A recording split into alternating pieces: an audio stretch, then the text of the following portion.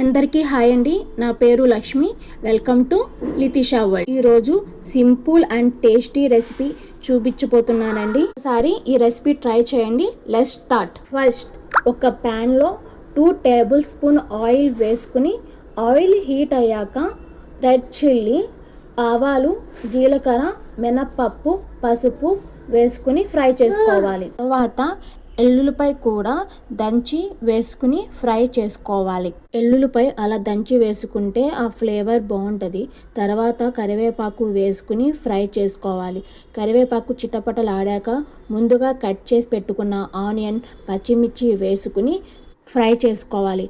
Onion golden colour వచ్చేదాకా fry చేసుకోవాలి. ఈ రెసిపీ రైస్లో కానీ చపాతీలోకి కానీ సూపర్గా సెట్ అవుద్దండి. ఒకసారి ట్రై చేయండి. తర్వాత ముందుగా సన్నగా కట్ చేసి పెట్టుకున్న దొండకాయ కూడా వేసుకుని 1.5 స్పూన్ సాల్ట్ వేసుకుని మొత్తం కలిసేలాగా తిప్పుకోవాలి. పూర్తిగా సాల్ట్ కలిసేదాకా తిప్పుకోవాలి. తర్వాత లిడ్ క్లోజ్ చేసుకుని దొండకాయ మగ్గించుకోవాలి. దొండకాయ ఫ్రై అవ్వడానికి చాలా టైం పడుతుంది కాబట్టి దొండకాయ కట్ చేసుకున్నప్పుడే చిన్న చిన్న పీసెస్గా కట్ చేసుకుంటే తొందరగా ఫ్రై అవుతుంది. మీడియం ఫ్లేమ్లో పెట్టుకుని ఫ్రై చేసుకోవాలి. అడుగంటకుండా తిప్పుకుంటూ ఫ్రై చేసుకోవాలి. ఈ దొండకాయ ఫ్రై అంటే మీలో ఎంతమందికి ఇష్టం అండి? నాకు కూడా చాలా ఇష్టం.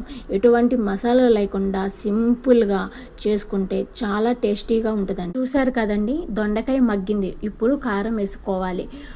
నేను 1.5 స్పూన్ కారం వేసుకుంటున్నానండి. మీరు స్పైసీ తినే వాళ్ళైతే ఇంకొక స్పూన్ కారం కూడా వేసుకోవచ్చు. కారం వేసుకున్నాక మొత్తం కలిసేలాగా తిప్పుకోవాలి. 1 మినిట్ లిడ్ క్లోజ్ చేసి మగ్గనివ్వాలి. అప్పుడు దొండకాయ ఫ్రై రెడీ అయిపోయినట్టే. చూసారు కదండి, ఎంతో వేడి వేడి దొండకాయ ఫ్రై రెడీ అయిపోయింది. ఎటువంటి మసాలాలు లేకుండా సింపుల్గా దొండకాయ ఫ్రై రెడీ అయిపోయిందండి. వేడి వేడి అన్నంలో ఈ దొండకాయ కర్రీ వేసుకుని తింటే సూపర్గా ఉంటుందండి.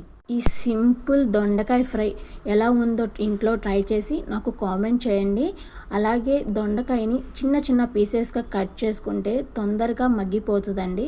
నా వీడియో మీకు నచ్చినట్టయితే ప్లీజ్ సబ్స్క్రైబ్ చేసుకుని లైక్